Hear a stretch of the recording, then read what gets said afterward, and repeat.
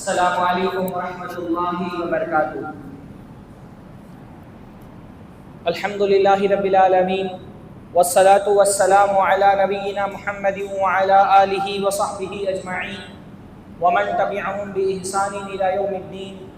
اعوذ باللہ السمیع العلیم من الشیطان الرجیم من ہمزہ ونفخہ ونفثہ۔ بسم اللہ الرحمن الرحیم۔ ولا تقربوا الزنا انہ کان فاحشۃ وساء سبیلا۔ سب سے پہلے ہر طرح کی حمد و ثنا، تعریف و توصیف، بزرگی، برتری، کبریائی، بڑائی اللہ رب العزت کے لیے لائق اور زیبا ہے، جس نے ہم کو اس دنیا میں پیدا کیا، اس زمین پر بسایا، اور ہم انسانوں کے ساتھ اللہ تعالیٰ نے بہت ساری مخلوقات کو اس زمین پر بسایا ہے۔ ہم انسانوں کے علاوہ بھی اس زمین پر اللہ تعالیٰ کی بہت ساری مخلوقات آباد ہیں، اتنی کہ ہم گن نہیں سکتے، ہم شمار نہیں کر سکتے۔ لیکن ہم یہ جانتے ہیں، دیکھتے ہیں کہ دنیا میں بسنے والی تمام مخلوقات کے مقابلے میں انسان اللہ تعالیٰ کی بہت ہی یونیک مخلوق ہے، بہت اسپیشل مخلوق ہے۔ انسان جیسا اللہ تعالیٰ نے دنیا میں کسی اور مخلوق کو نہیں بنایا۔ اللہ نے فرمایا وَلَقَدْ كَرَّمْنَا بَنِي آدَمَ، ہم نے آدم کی اولاد پر بڑا کرم کیا ہے۔ آدم کی اولاد کو اس زمین پر اللہ تعالیٰ نے جو اختیارات اور جو کوالٹیز عطا فرمائی ہیں، وہ دنیا میں بسنے والی بہت ساری مخلوقات کو اللہ تعالیٰ نے، بلکہ کسی مخلوق کو اللہ تعالیٰ نے نہیں دی ہے۔ اور وہ خصوصی صفات، وہ اسپیشل کوالٹیز جو اللہ تعالیٰ نے ہم انسانوں میں رکھی ہیں، جو کسی اور جاندار کو دنیا میں اللہ تعالیٰ نے نہیں عطا فرمائی، ان میں سے ایک بہت اسپیشل کوالٹی ہے حیا۔ حیا ایک ایسی صفت ہے جو اللہ تعالیٰ نے صرف اور صرف انسانوں کو عطا فرمائی ہے۔ جو حیا کا شعور اللہ تعالیٰ نے انسانوں میں رکھا ہے، وہ دنیا میں کسی اور مخلوق کو اللہ تعالیٰ نے نہیں دیا۔ اور یہی وجہ ہے کہ انسان لباس پہنتا ہے، دنیا کا کوئی اور جاندار لباس نہیں پہنتا۔ اللہ نے یہ شعور ہم کو دیا ہے کہ ہمارے جسم کے کچھ حصے شرمگاہ ہوتے ہیں، ان کو ڈھانکنا چاہیے، ان کو چھپانا چاہیے، ان کو دوسروں کے سامنے ظاہر نہیں کرنا چاہیے۔ اور اسی شعور کا نتیجہ ہے کہ ہم لباس پہن کر کے اپنی شرمگاہ کو چھپاتے ہیں، کیونکہ جانوروں کو اللہ تعالیٰ نے یہ شعور نہیں دیا تو جانور لباس نہیں پہنتے۔ یہ جو لباس ہے، یہ ہماری حیا کی علامت ہے، یہ ہماری فضیلت ہے، یہ وہ ہماری امتیازی خصوصیت ہے جس کی وجہ سے ہم جانوروں سے ممتاز ہوتے ہیں۔ جانوروں اور انسانوں میں دیکھنے کے اعتبار سے جو سب سے بڑا فرق ہے وہ یہی ہے کہ انسان لباس پہنتا ہے، جانور لباس نہیں پہنتے۔ انسان اپنی شرمگاہ کو چھپاتا ہے، چاہے اس کو قضائے حاجت کی ضرورت ہو تو وہ بیت الخلاء میں جاتا ہے، چھپ کر کے قضائے حاجت پوری کرتا ہے۔ میاں بیوی تعلقات بناتے ہیں تو خلوت میں اور تنہائی میں بناتے ہیں۔ یہ شعور اللہ تعالیٰ نے انسانوں میں دیا ہے کہ اپنی شرمگاہ لوگوں کے سامنے ظاہر نہ کی جائے۔ انسان کے لیے عیب کی بات ہوتی ہے کہ اس کی شرمگاہ کسی کے سامنے ظاہر ہو جائے، کیونکہ اللہ تعالیٰ نے اس کے اندر حیا کا مادہ رکھا ہے۔ جانوروں میں اللہ تعالیٰ نے یہ شعور نہیں رکھا ہے، تو یہ چیز انسان کو جانوروں سے ممتاز کرتی ہے، الگ کرتی ہے۔ لباس یہ انسان کا امتیاز ہے، اس کی خصوصیت ہے، اس کی اسپیشلٹی ہے، اس کا فضل ہے، اس کا شرف ہے، جو اس کو جانوروں سے بلند کرتا ہے۔ اور جو ہمارا سب سے بڑا دشمن ہے، وہ ہماری کسی فضیلت کو کیسے برداشت کر سکتا ہے؟ اس کو ہمارا شرف کیسے برداشت ہو سکتا ہے؟ کون ہے ہمارا سب سے بڑا دشمن؟ شیطان۔ شیطان ہمارا سب سے بڑا دشمن ہے، وہ ہماری کوئی فضیلت کیسے برداشت کر سکتا ہے؟ تو شیطان کا ابتدا سے ہی انسان کے خلاف یہ مشن رہا ہے کہ انسان سے اس کا لباس چھین کر کے، اس کو ننگا کر کے اس کو جانوروں کی سطح پر لے آؤ. یہ شیطان کا مشن رہا ہے. سب سے بڑا مشن تو شیطان کا یہ کہ انسان کا عقیدہ خراب کر کے اس کا دین بگاڑ دو. اس کے ساتھ ساتھ یہ بھی شیطان کا مشن رہا ہے کہ انسان سے اس کا لباس چھین کر کے اس کو ننگا کرو، یہاں تک کہ وہ جانوروں کے درجے پہ پہنچ جائے. اور یہ بات میں اپنی طرف سے نہیں کہہ رہا، یہ بات اللہ تعالیٰ نے قرآن مجید میں کہی ہے. اللہ نے فرمایا یا بنی آدم لا یفتننکم الشیطان، اے آدم کی اولاد، شیطان کہیں تم کو اپنے فتنے کا شکار نہ کر لے. کما اخرج ابویکم من الجنہ، جیسے تمہارے باپ اور تمہاری ماں آدم و حوا کو اس نے جنت سے نکلوا دیا تھا. کیوں نکلوایا تھا؟ ينزع عنهما لباسهما ليريهما سوآتهما. شیطان کیا چاہتا تھا؟ ان سے ان کا لباس چھین لیا جائے تاکہ ان کی شرمگاہ ظاہر ہو جائے. جنتی لباس پہنا ہوا تھا نا. شیطان کو کیا پتا تھا؟ اگر حضرت آدم نے اللہ تعالیٰ کے منع کیا ہوئے پھل کو کھا لیا تو کیا کیا جائے گا؟ ان سے ان کا جنت کا لباس چھین لیا جائے گا. تو شیطان کا یہ پلان تھا، اس کا یہ مقصد تھا کہ حضرت آدم علیہ السلام سے وہ پھل کھلوا دے تاکہ وہ برہنہ ہو جائیں، ان کا لباس چھین لیا جائے. یہ شیطان کی باقاعدہ پلاننگ تھی. اس زمانے سے شیطان انسان کو ننگا کرنے کے پیچھے لگا ہوا ہے، انسان کو ننگا کرنا.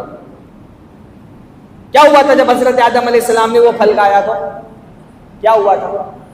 ان کا لباس چھین لیا گیا، وہ برہنہ ہو گئے.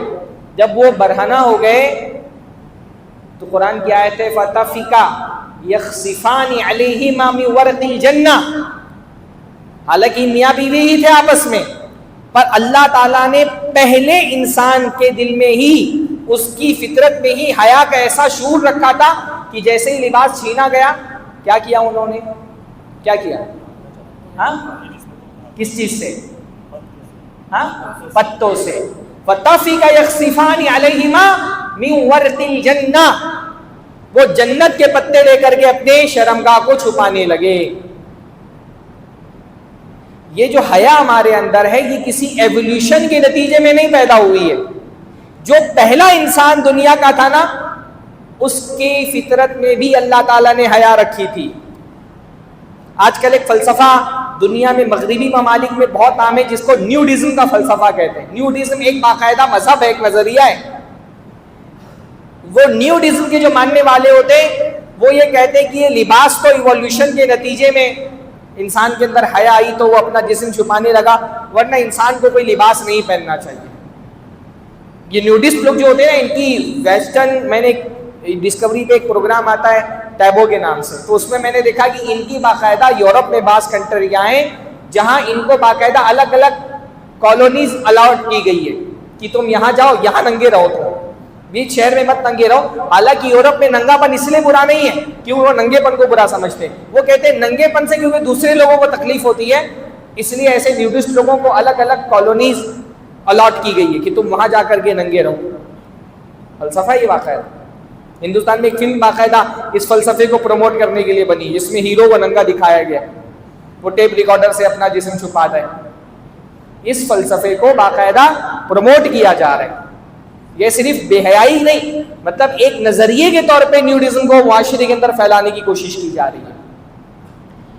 تو اس زمانے سے ہی شیطان کس کوشش میں لگا ہوا ہے کہ انسان کو ننگا کر دو، بے حیا بنا دو اس کو. اور آج کے دور میں شیطان اپنے اس مشن میں جتنا کامیاب ہے، کسی دور میں بھی اپنے مشن میں ویسا کامیاب نہیں تھا.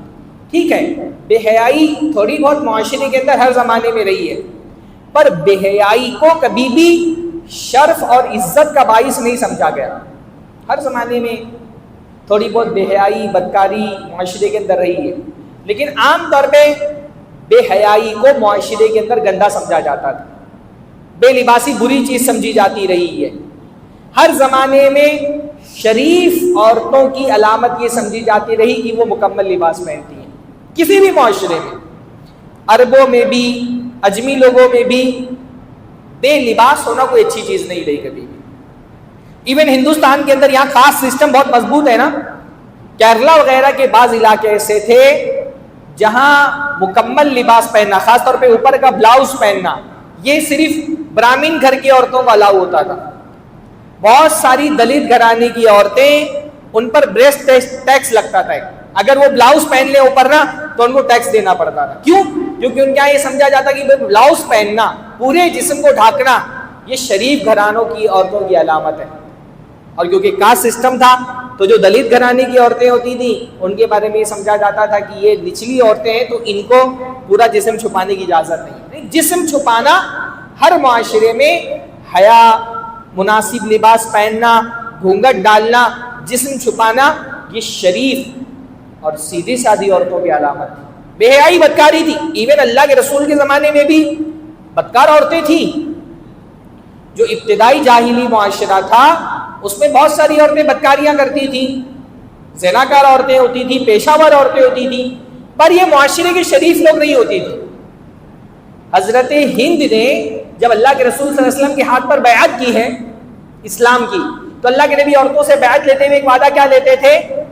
ولا یزنین. قرآن میں اللہ نے فرمایا, اللہ کے رسول بیعت لیتے تھے کہ تم زنا نہیں کرو گی. تو جب اللہ کے نبی نے حضرت ہند سے بیعت لی کہ وعدہ کرو کہ زنا نہیں کرو گی, تو انہوں نے کیا کہا؟ اتزنی الحرہ, کہ کیا کوئی آزاد عورت بھی زنا کر سکتی ہے؟ عربوں میں زنا تھا, پر یہ زنا کرنے والی عورتیں عام طور پہ کون ہوتی تھی؟ لونڈیاں. آزاد عورتیں خال خال کوئی کیس آتا تھا جس میں انہوں نے زنا کیا. عام طور پہ زنا لونڈیاں کرتی تھی, بلکہ لونڈیوں سے کروایا جاتا تھا. اللہ نے اس لیے قرآن مجید میں فرمایا وَلَا تُكْرِهُ فَتَيَاتِكُمْ عَلَى الْبَغَاءِ, کہ جو تمہاری لونڈیاں ہیں ان کو پیشے پر, اپنا جسم بیچنے پر مجبور مت کرو. تو زنا کرنے والی عام طور پہ لونڈیاں ہوتی تھی جن کا معاشرے میں ایک پست مقام تھا. شریف عزت دار گھرانے کی عورتوں کے بارے میں تصور بھی نہیں کیا جا سکتا تھا کہ وہ زنا کریں گی. تو معاشرے میں بدکاری, فحاشی کسی نہ کسی سطح پر تھوڑی بہت تھی, لیکن یہ کن لوگوں میں تھی؟ نچلے سطح کے لوگوں میں تھی. اس کو برا نہیں سمجھا, اس کو کبھی اچھا نہیں سمجھا گیا, اس کو کبھی بھی شرف کی علامت نہیں سمجھا گیا. ننگا پن ہمیشہ بری نظر سے دیکھا گیا معاشرے کے اندر. آج کے دور میں شیطان نے کیا کیا ہے؟ جو اس کے میڈیا کے آلات ہیں, جو اس کے چیلے ہیں دنیا کے اندر, جن کے ہاتھ میں انفارمیشن کا کنٹرول ہے. معاشرے میں جو لوگ انفارمیشن کو کنٹرول کرتے ہیں نا, وہ حکومت کرتے ہیں. آج کے دور میں جو میڈیا کا کنٹرول شیطانوں کے ہاتھ میں ہے نا, اس میڈیا کے ذریعے سے شیطان نے کیا کیا ہے؟ ننگے پن کو عزت اور شرف کی علامت بنا دیا. سب سے بڑا جو کھیل کیا ہے شیطان نے آج کے انسانوں کے ساتھ, اس نے ننگے پن کو آرٹ بنا دیا. بے حیائی آرٹ بن گئی ہے. اس نے فحاشی کو فیشن بنا دیا. اور یہ شیطان کا یہی طریقہ ہوتا ہے. شیطان جب کسی برائی کو معاشرے میں عام کرنا چاہتا ہے نا, تو اس کے لیے وہ کون سی ٹرک آزماتا ہے؟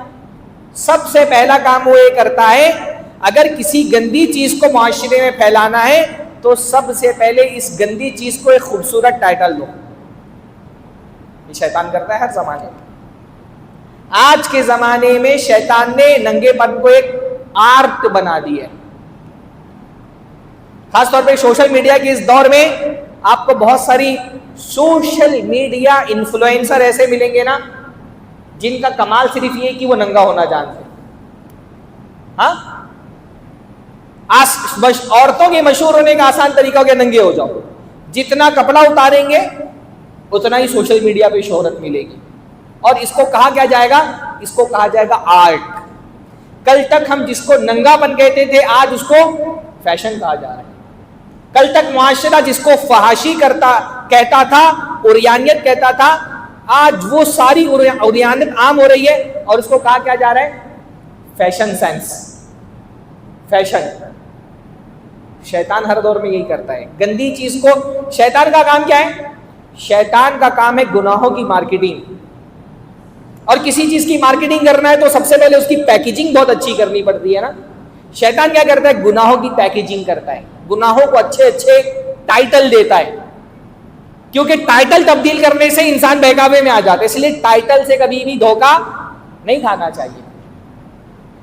حضرت آدم کو جب شیطان نے بہکانا چاہا اور چاہا کہ اس پیڑ کا پھل حضرت آدم کھا لیں، جس پیڑ کے قریب جانے سے بھی اللہ تعالیٰ نے روکا۔ اللہ نے کیا فرمایا تھا؟ وَلَا تَقْرَبَا هَٰذِهِ الشَّجَرَةَ، تم اس پیڑ کے قریب بھی مت جانا۔ اب شیطان چاہتا تھا کہ حضرت آدم اس کا پھل کھا لیں، تو شیطان نے سب سے پہلے کیا کیا؟ اس پیڑ کو ایک خوبصورت ٹائٹل دیا، اس کا نام چینج کیا۔ کیا نام دیا اس نے اس پیڑ کو؟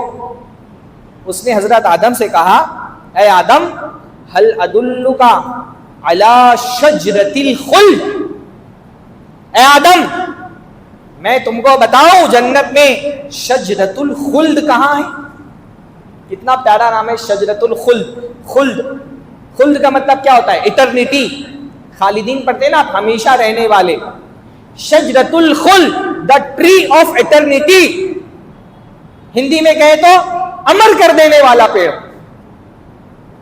کتنا پیارا نام ہے۔ وہ پیڑ جس کا پھل کھا کر کے حضرت آدم جنت سے نکال دیے جاتے، اس پیڑ کو کتنا خوبصورت نام دیا اس نے؟ شجرۃ الخلد، امر کر دینے والا پیڑ۔ ہاں؟ اور حضرت آدم کیا ہوا؟ اس کو ٹائٹل دیکھ کر کے اس کے بہکاوے میں آ گئے۔ اسی لیے ٹائٹل سے کبھی بھی دھوکہ نہیں کھانا۔ آج بھی شیطان ہی کر رہا ہے۔ اس نے ننگے پن کو آرٹ کہہ دیا ہے، فحاشی کو فیشن کا نام دے دیا ہے، ہاں، بدکاری کو، بے حیائی کو، زنا کو اس نے عشق، محبت، لو کا نام دے دیا ہے۔ آج جو کچھ بھی بدکاریاں ہو رہی اسی عنوان سے ہو رہی ہے نا۔ ایک بہت گندا قسم کا تعلق ہوتا ہے معاشرے میں، اور کیونکہ وہ تعلق گندا ہے اس لیے اس کا نام بھی گندا ہوتا تھا معاشرے کے اندر۔ بہت ہی ایک سمجھیے ایک گالی تھی جو ہمارے معاشرے میں کبھی دی جاتی تھی۔ کوئی عورت اگر بغیر شادی کے کسی مرد کے ساتھ رہ رہی ہے، ایسی عورتوں کو ہمارے معاشرے میں کیا کہا جاتا تھا؟ رکھیل، ہے نا، بہت گندا لفظ ہے۔ داشتہ، اردو میں تھوڑا سا اگر ادبی انداز میں کہا جاتا ہے، ایسی عورتوں کو داشتہ کہا جاتا تھا، بغیر نکاح کے جو کسی مرد کے ساتھ رہے۔ اب ظاہر سی بات ہے جب شیطان کو اس گندگی کو پھیلانا تھا تو رکھیل بول کر کے تو نہیں پھیلا سکتا تھا، تو شیطان نے کتنا خوبصورت ٹائٹل دیا اس کو، ہاں، لیو ان ریلیشن۔ کیا کر رہے ہیں بھائی؟ شادی، ایک عورت مرد ساتھ میں رہ رہے ہیں، کیا تمہاری شادی ہوئی ہے؟ نہیں، شادی نہیں ہوئی ہے، پھر کیسے ساتھ میں رہ رہے ہو؟ ہم لوگ لیو ان میں، یہ لیو ان ریلیشن کیسا ریلیشن بھائی؟ بغیر شادی کے اگر کوئی لڑکی کسی مرد کے ساتھ رہ رہی ہے تو وہ ریلیشن کیا ہوا؟ ریلیشن تو شادی سے شروع ہوتا ہے نا۔ ایک عورت اور ایک مرد اگر اجنبی ہے، ان کے درمیان ریلیشن قائم کرنے کے لیے کیا کرنا پڑتا ہے؟ نکاح ہونا پڑتا ہے۔ اگر نکاح نہیں ہوئی، شادی نہیں ہوا ہے تو یہ ریلیشن ہی نہیں ہے۔ ریلیشن وہ ہوتا ہے جس کو دین ریکگنائز کرے، جس کو سماج ریکگنائز کرے، جس کو قانون ریکگنائز کرتا ہے۔ دونوں کے ایک دوسرے کے تئیں حقوق ہوتے ہیں، ایک دوسرے کے تئیں ذمہ داریاں ہوتی ہیں۔ اس ریلیشن سے جو بچہ پیدا ہوتا ہے اس کا نسب اس کے باپ کی طرف ہوتا ہے، اسی لیے تو اس کو ریلیشن کہا جاتا ہے۔ جب شادی نہیں ہوئی تو ریلیشن کیا ہوا وہ؟ لیکن شیطان نے کتنا اس کو خوبصورت ٹائٹل دیا ہے، لیو ان ریلیشن۔ یہ شیطان ہمیشہ کرتا ہے، ٹائٹل اچھا دو۔ آپ دیکھو مارکیٹ میں کتنے لوگ ایک نمبر کے بے ایمان ہیں، پر اپنی بے ایمانی کو وہ ہوشیاری کا نام دیتے ہیں۔ جو جتنا بڑا بے ایمان ہے بولتے ہیں اس کا بزنس سینس بہت اچھا ہے۔ بے ایمانی کرنے والے کو بولیں گے اس کا بزنس سینس بہت اچھا ہے، بہت ہوشیار آدمی ہے۔ یہی معاملہ ہے زنا کو آج معاشرے میں جو بھی زنا ہو رہا ہے، کوئی مرد یہ تھوڑی بولتا کسی عورت سے کہ چلو ہم لوگ زنا کرتے ہیں، چلو ہم لوگ بدکاری کرتے ہیں۔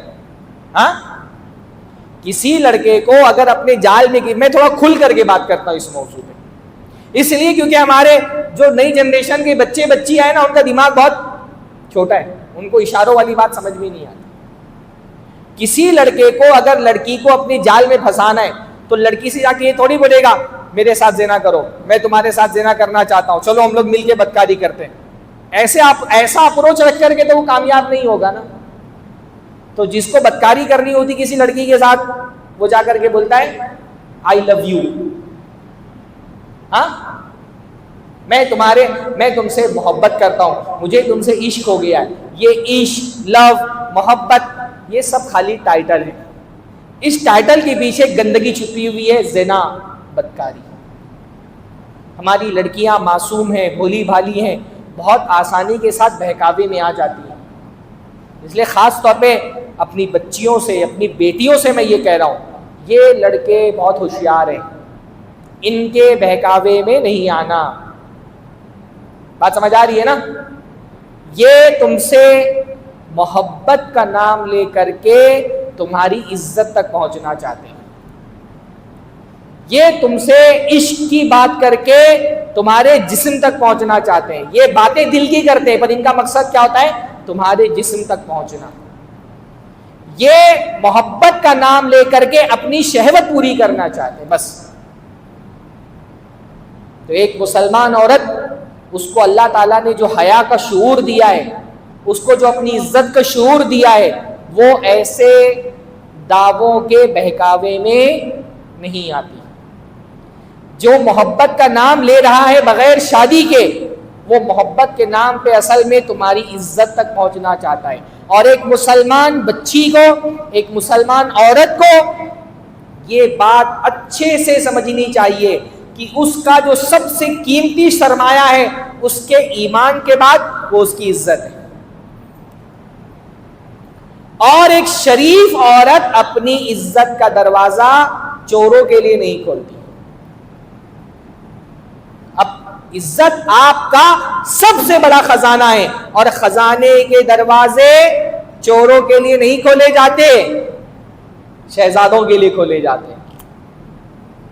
جو آپ سے سچی محبت کرے گا وہ بیک ڈور سے آ کر کے آپ کو لو لیٹر نہیں لکھے گا، انسٹاگرام پہ آپ کو ڈی ایم نہیں کرے گا، واٹس ایپ پہ آپ سے چیٹ نہیں کرے گا. جس کو آپ سے سچی محبت ہوگی وہ زنا کے راستے پر آپ کو چلا کر کے جہنم میں نہیں لے کر کے جائے گا، وہ نکاح کے راستے پر آپ کے ساتھ چل کے آپ کو جنت لے کر کے جائے گا.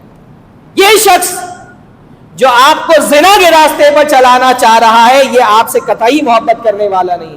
سچا محبت کرنے والا اپنے محبوب کو کبھی بھی زنا کے راستے پر چلا کر کے جہنم میں نہیں لے کر کے جائے گا. جس کو آپ سے سچی محبت ہوگی وہ پیچھے سے نہیں آئے گا، وہ سامنے سے آئے گا، وہ آپ کے دروازے سے آئے گا. جس کو آپ سے سچی محبت ہوگی وہ زنا کی طرف نہیں بلائے گا، وہ آپ کے لیے نکاح کا پیغام لے کر کے آئے گا سامنے دروازے سے. وہ چھپ کے لو لیٹر نہیں لکھے گا، وہ کھل کر کے آئے گا آپ کے باپ سے، آپ کے بھائی سے، آپ کا ہاتھ مانگے گا نکاح کے لیے، وہ آپ سے بات کرے گا. مسلمان عورت تو ایک شہزادی کی طرح ہوتی ہے. جیسے شہزادی اپنے تخت پر بیٹھی ہوئی ہوتی ہے نا، ہر ایڑا گہرا نتو خیرا ٹام ڈک اینڈ ہیری آ کر کے اس کو اپروچ نہیں کر سکتا ہے. اس تک جس کو پہنچنا ہے پہلے اس کے سیکیورٹی گارڈ سے ملنا پڑے گا، اس کے دربان سے ملنا پڑے گا. ہر مسلمان عورت کی حفاظت کے لیے اللہ تعالیٰ نے ایک سیکیورٹی گارڈ اس کے اوپر طے کر دیا ہے، ایک دربان طے کر دیا ہے. جیسے پھول بہت خوبصورت ہوتا ہے تو پھول کو توڑنے کے لیے بہت سارے ہاتھ بڑھتے ہیں، تو اللہ نے پھولوں کی حفاظت کے لیے کیا کیا ہے؟ کانٹے پیدا کر دیے. ایسے عورت تو ایک خوبصورت اللہ تعالیٰ کا انعام ہے، اللہ کی ایک زبردست تخلیق ہے. اس کو اگر کھلا چھوڑ دیا جائے تو بہت سارے ہاتھ اس کی طرف بڑھیں گے، تو اللہ نے اس کی حفاظت کے لیے اس کی گرد میں کانٹے پیدا کر دیے جو اس کی طرف غلط نیت سے بڑھنے والے ہاتھوں کو زخمی کرتے ہیں. کون ہے وہ کانٹے؟ وہ کانٹے کون سے؟ عورت کے اولیاء، اس کے گارجین، اس کا باپ، اس کا بھائی. یہ باپ بھائی کا رشتہ ہے کس لیے؟ یہ باپ اور بھائی کی ذمہ داری کیا ہے؟ کہ اپنی بہن کی، اپنی بیٹی کی عزت کی حفاظت کرو. وہ کھڑا ہے دروازے پر. جس کو آپ سے سچی محبت ہوگی سامنے والے دروازے سے آئے گا، آپ کے لیے نکاح کا پیغام لے کر کے آئے گا. آپ کا باپ، آپ کا بھائی اگر مناسب سمجھیں گے آپ کے لیے تو بات بڑھائیں گے، تب آپ تک یہ بات پہنچے گی، آپ سے پوچھا جائے گا. یہ بھی ضروری ہے، لڑکی کی اجازت ضروری ہے. بغیر لڑکی کی اجازت کے اس کا نکاح نہیں کیا جا سکتا. اللہ کے نبی صلی اللہ علیہ وسلم نے یہ بات فرما دی ہے. کہ بغیر لڑکی کی اجازت کے اس کا نکاح نہیں ہو سکتا. کنواری ہے، شرما جائے گی، خاموش رہے گی. سیبہ ہے، جواب دے گی. آپ کی اجازت ضروری ہے، لیکن صرف آپ کی اجازت نہیں، آپ کے ولی کی اجازت بھی ضروری ہے. تو ان لڑکوں کے بہکاوے میں نہیں آنا. یہ سب محبت، عشق، لو، یہ سب فریب ہے، یہ شیطان کا دھوکہ ہے. اور ایک مسلمان عورت شیطان کے اس دھوکے میں نہیں آتی. وہ تو اپنے گھر میں ٹکی رہی، بیٹھی رہنے والی. ہاں، جیسے حضرت مریم علیہ السلام کے بارے میں اللہ نے فرمایا نا، حضرت مریم اپنے گھر میں اچانک ایک مرد گھر میں آ گیا انسان کی شکل میں. کون تھے وہ؟ حضرت جبرائیل تھے. اور حضرت مریم کو تو نہیں پتا تھا، وہ تو دیکھ رہی تھی ایک مرد ہے اور اچانک میرے گھر میں آ گیا ہے. ایک شریف عورت اگر کسی اجنبی مرد کو اپنے گھر میں دیکھے، پہلا جملہ اس کی زبان سے کیا نکلنا چاہیے؟ کیا کہا حضرت مریم نے؟ انی اعوذ بالرحمن منک ان کنت تقیا، کہ میں رحمان سے تمہاری پناہ چاہتی ہوں، اگر متقی ہو تو مجھ سے دور ہو جاؤ، یہاں سے نکل جاؤ. شریف عورت کی علامت یہی ہوتی ہے کہ کوئی نامحرم آدمی اگر اس کے ساتھ اپروچ کر رہا ہے، اس کی زبان سے فوراً کیا نکلنا چاہیے؟ انی اعوذ بالرحمن منک ان کنت تقیا، میں رحمان کی پناہ چاہتی ہوں، دور ہو جاؤ مجھ سے، بلاک کرو. ایسے سارے لڑکے جو تم کو انسٹاگرام پہ، واٹس ایپ پہ، فیس بک پہ کسی ذریعے سے بھی تم تک پہنچنے کی کوشش کرتے ہیں، ان کے لیے قطعی نرمی نہیں دکھانا ہے. ایون ان کے سلام کا جواب بھی نہیں دینا ہے. بہت ساری لڑکیاں سوچتی ہیں ارے سلام کیا ہے، جواب نہیں دوں گی تو سامنے والے کو لگے گا کتنا روڈ ہے. یہیں سے تو بات کا آغاز ہوتا ہے. ہاں، پہلے سلام ہوتا ہے، پھر کلام ہوتا ہے، پھر باتیں آگے بڑھتی. عربی کا ایک شاعر کہتا ہے نا کہ شروعات یہیں سے ہوتی ہے، نظرۃ فابتسامۃ فسلام فکلام فموعد فلقاء. پہلے نظریں ملتی ہیں، پھر مسکراہٹوں کا تبادلہ ہوتا ہے، پھر سلام ہوتا ہے، پھر کلام ہوتا ہے، پھر وعدے ہوتے ہیں، پھر ملاقات ہوتی ہے. ایمان والی عورت اس راستے کو ڈائریکٹ پہلے مرحلے میں ہی بند کر دیتی ہے. بلاک کر دو ایسے لوگوں کو. واللہ شریف عورت کی علامت یہ ہوتی ہے کہ ایسے معاملات میں وہ اجنبی مردوں سے روڈ ہو جائے. اگر سلام کا جواب نہیں دینا یہ روڈ ہونا ہے، تو شریف عورت کی علامت ہے کہ وہ اجنبی مردوں سے روڈ رہتی ہے، کوئی واسطہ ان سے نہیں رکھتی. تو یہ شیطان کے یہ سب عشق و محبت کے نام پہ جو بدکاریاں ہو رہی ہیں، یہ شیطان کا فریب ہے. آج شیطانی طاقتوں کا بہت بڑا مشن یہ ہے کہ اس بدکاری کو عام کرو، اس فحاشی کو پھیلاؤ. شیطان نے زنا کو ایک پروڈکٹ بنا دیا ہے، اس کی مارکیٹنگ کر رہا ہے. وہ زنا بک رہا ہے معاشرے کے اندر. یوٹیوب پہ بدکاری، فیس بک پہ زنا ہو رہا ہے، میگزینز میں، ہولڈنگز میں. جو بحیائی اور فحاشی آج شیطان نے پھیلائی ہے، آج سے 10-15 سال پہلے آپ اس کا تصور نہیں کر سکتے. جیسا ننگا پن آج معاشرے میں شیطان نے عام کیا ہے، 15-20 سال پہلے آپ معاشرے میں اس کا تصور نہیں کر سکتے. یعنی میں کئی بار ایک مضمون پڑھ رہا تھا جو بالی ووڈ کی تاریخ پر تھا، تو اس میں نے پڑھا کہ یہ جب ہندوستان میں فلمیں بننے کا آغاز ہوا، بالی ووڈ کی ابتدا ہوئی، تو شروعات میں جو فلمیں بنتی تھیں اس میں جو عورتوں کا کیریکٹر ہوتا تھا نا، وہ مرد لوگ پلے کرتے تھے. کیونکہ کوئی عورت ہندو گھرانے کی بھی، سکھ گھرانے کی بھی، عیسائی گھرانے کے بھی، مسلمان گھرانے کی بھی پردے پر آنا اپنے لیے جائز نہیں سمجھتی تھی. کوئی عورت عورتوں کا کیریکٹر ادا کر کے فلموں میں آنا یہ اپنے لیے بے حیائی کی بات سمجھتی تھی. تو جو عورتوں کا بھی کیریکٹر ہوتا تھا وہ مرد لوگ کاسٹیوم وغیرہ پہن کر کے وہ کیریکٹر پلے کرتے تھے. تو کسی ڈائریکٹر کے خیال میں آیا کہ میں کسی اصلی عورت کو جو ہے نا وہ کاسٹ کرتا ہوں اپنی فلم میں. اب ظاہر سی بات ہے کوئی شریف گھرانے کی عورتیں تو فلموں میں آنے کو تیار نہیں تھی، تو وہ گیا جسم فروشی کے اڈے پر جو طوائفیں ہوتی تھی، اور طوائفوں کو اپروچ کیا کہ میں تم کو کام دیتا ہوں، میری فلم میں ایکٹنگ کرو. جو طوائفیں تھیں جسم فروشی کا کام کرتی تھیں، ان کو اپروچ کیا. ان کے طرف سے کیا جواب آیا کہ ٹھیک ہے، ہم لوگ تھوڑی بے حیا ہیں، جسم فروشی کا کام کرتے ہیں، پر یہ جسم فروشی بھی اپنے گھر کے اندر کمرے میں کرتے ہیں. ہم اتنی بھی بے حیا نہیں ہیں کہ جا کر کے فلمی پردے پر اپنے جسم کی نمائش کریں. مطلب جو طوائف عورتیں تھیں نا، وہ بھی آج سے یہ 40-50 سال پرانی بات ہے، 50-60 سال پرانی ہوگی، وہ بھی اس بات کے لیے راضی نہیں تھی کہ وہ فلموں میں آ کر کے اداکاری کریں اور اسکرین پر آ کر کے اپنا جسم نمایاں کر کے مردوں کی شہوت پوری کریں. آج دیکھیں ہوڑ لگی ہوئی ہے، شہر تو شہر، دیہاتوں میں عورتیں بالکل مقابلہ آرائی کر رہی ہیں کہ کتنا اپنے جسم کے کپڑے اتار کر کے اور جلد از جلد سوشل میڈیا انفلوئنسر بن جائے. حتیٰ کہ مسلم گھرانوں کی لڑکیاں ڈانس کر کے اپنا ویڈیو ڈال رہی ہیں انسٹاگرام پہ، فیس بک پہ.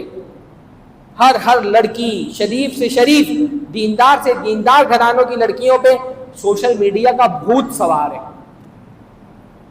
جو گھرانے دیندار ہیں وہاں تک میں نے دیکھا ماں باپ دیندار ہیں، لڑکی نے چپکے سے فیس بک پہ یا انسٹاگرام پہ، یا آج کل کی جنریشن کیا چلاتی ہے، وہ لال پیلے کلر کا لوگو جس کا اسنیپ چیٹ، ہاں اسنیپ چیٹ پہ ویڈیو ڈال رہے ہیں میک اپ کر کر کے. بلکہ اب تو میک اپ کی بھی ضرورت نہیں ہے، اب تو فلٹر لگا لو کافی ہے.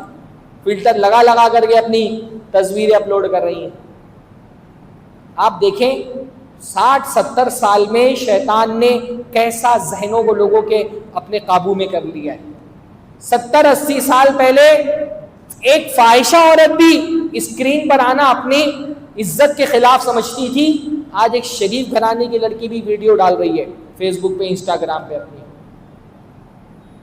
شیطان نے بالکل معاشرے میں بے حیائی اور فحاشی کے ذریعے سے اس وقت انسانیت کو کفر و الحاد کے بعد جس فتنے کا سب سے شدید خوف ہے وہ ہے زنا کا فتنہ، بدکاری کا فتنہ. جو رسول اللہ صلی اللہ علیہ وسلم نے فرمایا تھا نا کہ قیامت کے قریب بے حیائی اس عروج پر ہوگی کہ لوگ سڑکوں پہ کھڑے ہو کر کے بدکاری کریں گے، اور شریف آدمی وہ ہوگا جو کہے گا ارے بھائی کہیں کنارے ہو جاتے. آج ہم اپنی آنکھوں سے دیکھ رہے ہیں کہ رسول اللہ صلی اللہ علیہ وسلم نے جو پیشین گوئی فرمائی تھی وہ پوری ہو رہی ہے. سڑکوں پہ، ہائی وے پہ، ایکسپریس وے سے ویڈیوز آ رہی ہیں زنا کرنے کی.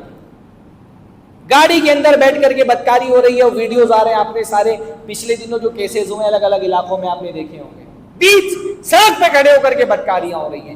شیطان نے بدکاری کو اتنا عام کر دیا ہے. اور جب معاشرے میں زنا عام ہوگا تو صرف زنا بالرضا عام نہیں ہوگا، پھر ریپ کے کیسز بھی بڑھیں گے. جب بدکاری پھیلے گی، فحاشی معاشرے میں عام ہوگی تو صرف رضا والی بدکاری نہیں ہوگی، پھر جبرن بدکاریاں بھی ہوں گی، ریپ بھی عام ہوگا. آج ہم اٹھا کر کے دیکھیں اخبار، ہر منٹ پر کسی دنیا میں، ہندوستان میں کسی نہ کسی ایک عورت کے ساتھ جبری جنسی زیادتی ہو رہی ہے. ریپ کے کیسز بڑھتے جا رہے ہیں. ہندوستان میں دلی کو ریپ کا کیپٹل کہا جا رہا ہے، کیپٹل آف ریپ. اتنے ریپ کے کیسز ہو رہے ہیں. کوئی عورت، راہ چلتی عورت محفوظ نہیں، گھر میں بیٹھی عورت محفوظ نہیں، کالج میں پڑھنے والی لڑکی محفوظ نہیں. 3 سال کی لڑکیوں کے ساتھ ریپ ہو رہا ہے. ابھی میں نے کل ایک نیوز سنی، 3 سال کی لڑکی جو پہلی مرتبہ اسکول گئی تھی، پہلی مرتبہ ایک 57 سال کے بڈھے نے اس کے ساتھ ریپ کیا. جب یہ فحاشی معاشرے میں اپنا پنجہ گاڑ دے گی تو صرف عشق و محبت کے نام پہ جو بدکاریاں ہو رہی ہیں صرف وہ عام نہیں ہوگی، ریپ کے کیسز بھی بڑھیں گے. کتنے کیسز معاشرے کے اندر، دلی میں کوئی کیس ہوا، یو پی میں ہاتھرس میں کیس ہوا، دلت لڑکی کو بیچاری کا بیچ کھیت میں اس کا ریپ کر دیا گیا اور جبرن پھر اس کی لاش بھی جلا دی گئی. ممبئی میں ہمارے یہاں شکتی مل میں کیس ہوا. کتنے کیسز معاشرے میں ریپ کے عام ہو گئے. اور جب اس طرح کی ریپ کی خبریں آتی ہیں، ایک عوام کا غصہ بھڑکتا ہے، تو بعض جگہوں سے ہم کو سننے میں آتا ہے کہ کچھ لوگ کہتے ہیں بھائی ہندوستان میں اگر ریپ کے کیسز سے نپٹنا ہے تو ہندوستان میں بھی ریپسٹ کو وہی سزا دینی چاہیے جو اسلام میں سزا دی گئی ہے. ہینگ دا ریپسٹ. ہاں، ریپ کرنے والے کو پھانسی کی سزا دو، سولی پہ لٹکا دو. بلکہ بعض ہندوتوادی تنظیموں نے کہا بھائی سعودی عرب والا قانون ہندوستان میں لے کر کے آؤ، سر قلم کرو ریپ کرنے والوں کا. اور ہم کو جب اس طرح کی باتیں سنتے ہیں ہم کو اچھا لگتا ہے سن کر کے کہ بھائی دیکھو اسلام کی قانون کی حکمتیں آج غیر مسلموں کو بھی سمجھ میں آ رہی ہے، وہ بھی اس طرح کے دعوے کر رہے ہیں، لیکن یہ بات صحیح نہیں ہے۔ اسلام نے معاشرے کو فحاشی سے بچانے کے لیے صرف ایک قانون نہیں رکھا ہے کہ بس اسلام نے قانون بنا دیا ہے اور وہ قانون آپ ہندوستان میں لے کر کے آ جائیں گے تو ریپ کے کیسز ختم ہو جائیں گے، نہیں، قانون تو بہت آخری درجے کا ایک سلوشن ہوتا ہے۔ معاشرے سے اگر کسی جرم کو ختم کرنا ہے صرف قانون بنا کر کے جرائم کو ختم نہیں کیا جا سکتا، قانون ایک آخری مرحلہ ہے، ایک آخری سلوشن ہے۔ اسلام قانون بنانے سے پہلے نظام بناتا ہے اور نظام بنانے سے پہلے ذہن بناتا ہے، یہ 3 سٹیپ ہے۔ معاشرے سے بے حیائی کو ختم کرنے کے لیے اسلام نے پہلے ذہن بنایا ہے، پھر سسٹم بنایا، نظام بنایا، سوشل سسٹم بنایا ہے، اس کے بعد قانون بنایا ہے۔ صرف قانون بنا کر کے معاشرے کو نہیں سدھارا جا سکتا، صرف قانون کے ڈر سے کوئی جرم معاشرے سے ختم نہیں ہو سکتا۔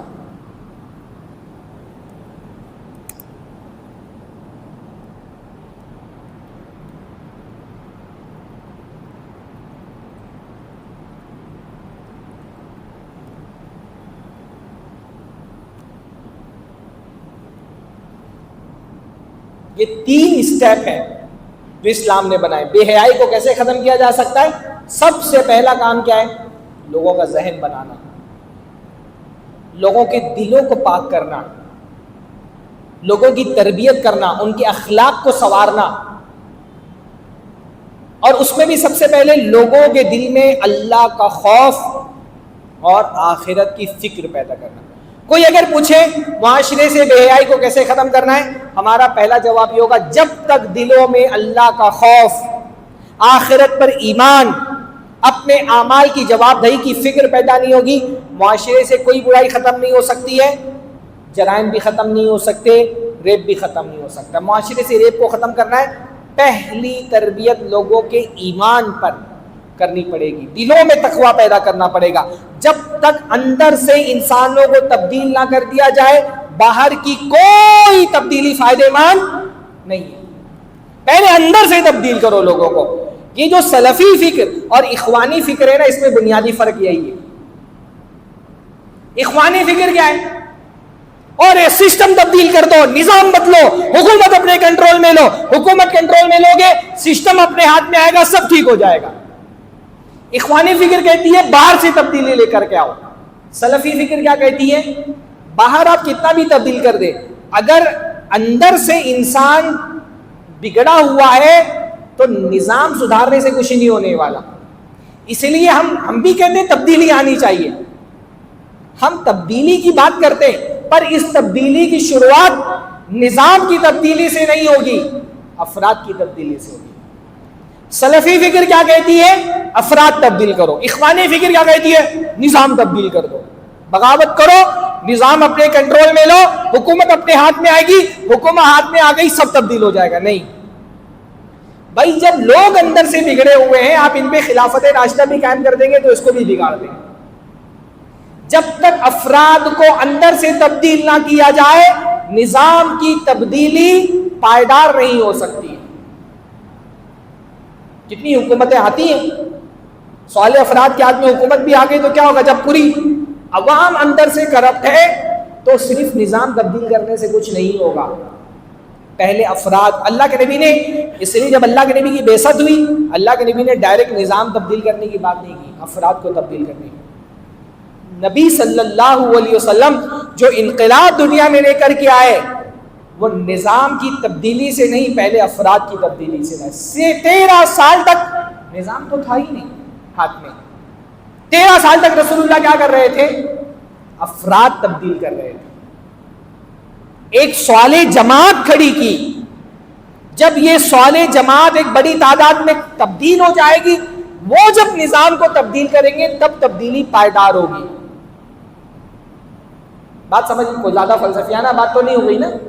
ہاں، اللہ کے رسول جو یہ کہتے ہیں نظام نہیں تو دین نہیں، تو 13 سال تک کیا مکہ میں مسلمان نہیں تھے؟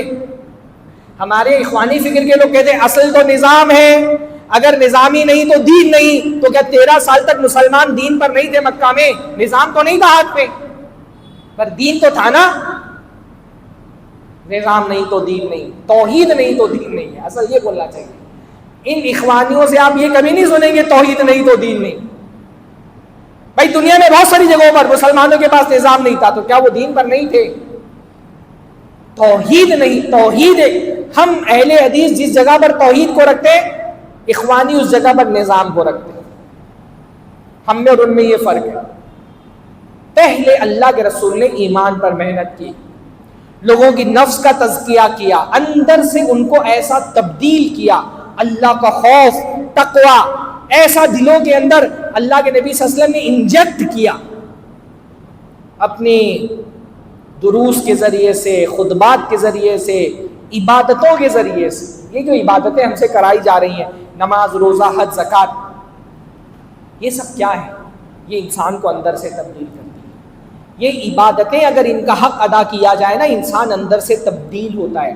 یہ عبادتیں اندر سے ہم کو پیوریفائی کرتی ہیں، اور جب انسان اندر سے بدل جاتا ہے نا، تو باہر ماحول کیا ہے اس سے اس کو کوئی فرق نہیں پڑتا. نماز کے بارے میں رسول اللہ نے کیا فرمایا نماز کے بارے میں؟ ان الصلاۃ تنہا عن الفحشاء والمنکر. نماز انسان کو فحش اور منکر کاموں سے روکتی ہے. آپ اگر کہیں معاشرے میں فحاشی کو کیسے ختم کیا جائے، نماز پر زور دیا جائے. نماز انسان کو فحاشی سے روکتی ہے. روزہ فرمایا لعلکم تتقون، تم سے روزے رکھائے گئے تاکہ تم متقی بن جاؤ.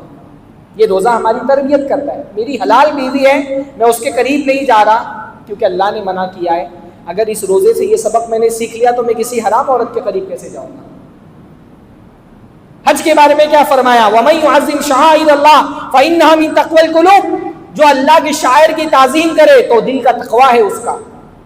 احرام میں بھی کیا کرایا جا رہا ہے؟ اپنی بیوی کے قریب نہیں جا رہا بندہ، سکھایا جا رہا ہے اللہ کی حرمتوں کو پامال ہونے سے بچنا کیسے ہے، یہ سکھایا جا رہا ہے حج میں. یہ عبادتیں، یہ دروس، یہ اجتماعات، یہ خطبے، یہ تربیت کا پورا نظام، یہ زیادہ ضروری ہے.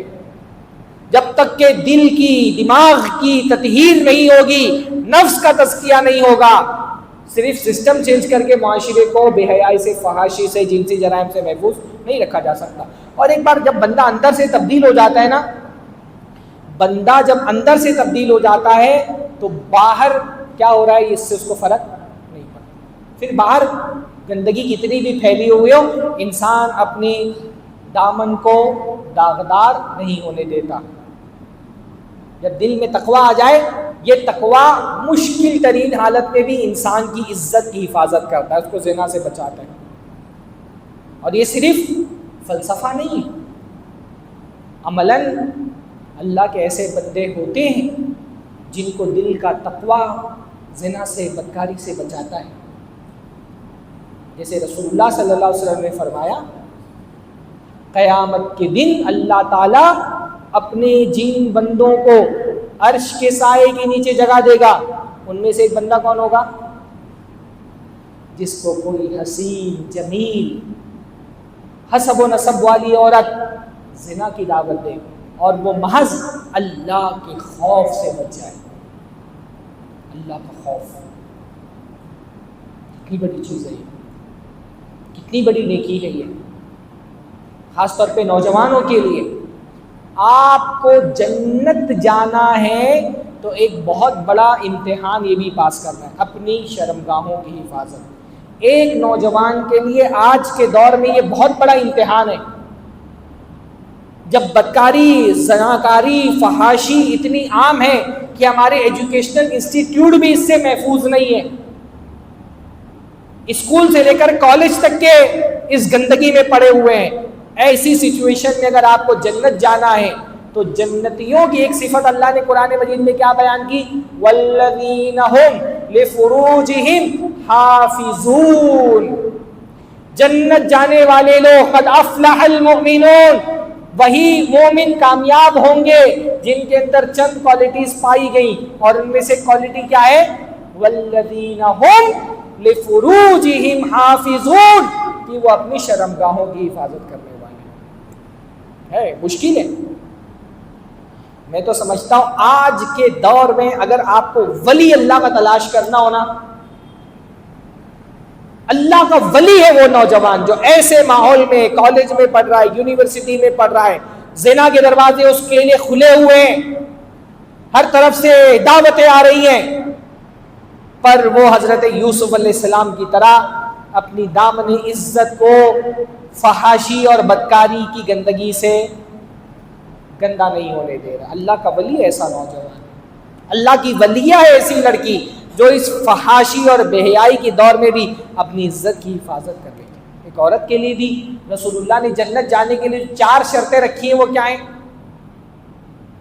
ایّم امرأۃ صلت خمسہا، وہ مومن عورت جو 5 وقت کی نماز پڑھے، صامت شہرہا، رمضان کے روزے رکھے، احسنت فرجہا، اور اپنی شرمگاہ کی حفاظت کر لے جائے، وَأَطَاعَتْ بَعْلَهَا، اور اپنے شوہر کی اطاعت کر لے جائے۔ 4 کام اگر کر لے گئی تو جنت میں جائے گی۔ اس میں سے کیا ہے؟ احسنت فرجہا، عورتوں کے لیے کہا احسنت فرجہا، مردوں کے لیے کیا کہا؟ والذین هم لفروجہم حافظون۔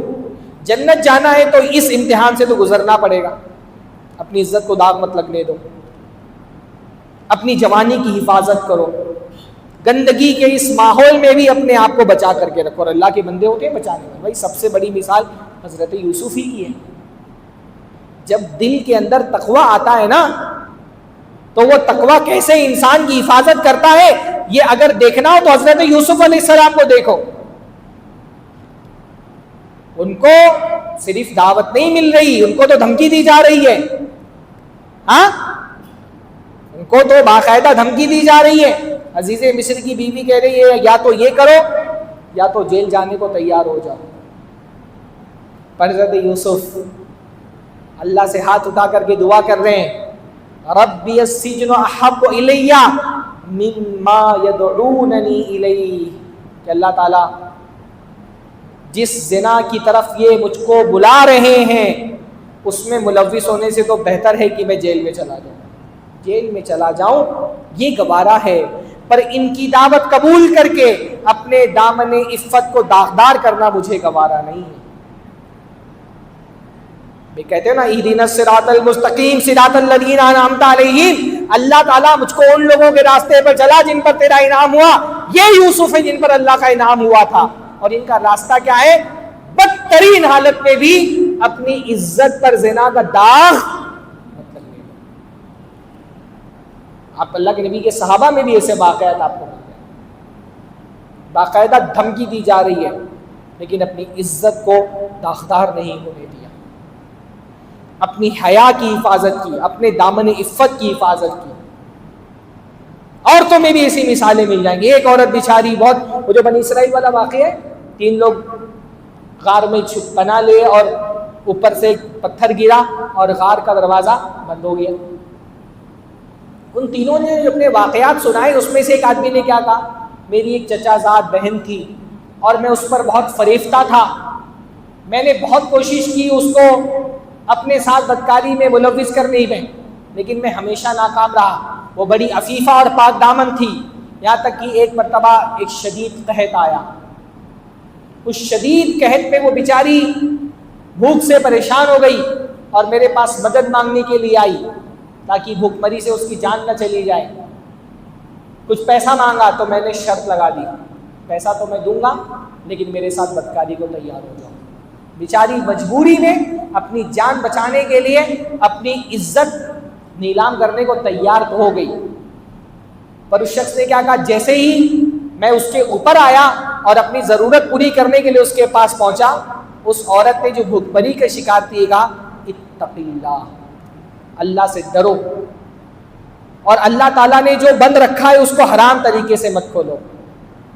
اس آدمی نے کہا، جیسے ہی اس عورت نے یہ بات کہی فوراً میرا ذہن اس کی طرف سے ہٹ گیا اور اللہ تعالیٰ صرف تیرے ڈر سے میں زنا سے باز رہا۔ دیکھو یہ تقویٰ ہوتا ہے، اتق اللہ کا یہ اثر ہوتا ہے۔ زنا پوری گنجائش اس کے لیے موجود ہے، ایک عورت جو سالوں کا خواب ہے وہ میسر آ گئی ہے، لیکن صرف اللہ کے ڈر سے میں اس سے دور رہا۔ اللہ تعالیٰ اس تقوی کے حوالے سے میں تجھ سے دعا کرتا ہوں کہ تو میرے لیے آسانی کر، اور اس دروازے کو کھول دے، اور کھل گیا دروازہ۔ عفت اور پاک دامنی اتنی بڑی نیکی ہے کہ اگر اس نیکی کا وسیلہ لے کر کے دعا کی جائے تو اللہ تعالیٰ اس کی دعا قبول کرتا ہے۔ وہ عورت بھی کتنی نیک تھی کہ جان جا رہی تھی لیکن پھر بھی اس کو پرواہ تھی اپنی عزت کی، اور یہ مرد بھی کتنا بڑا نیک تھا۔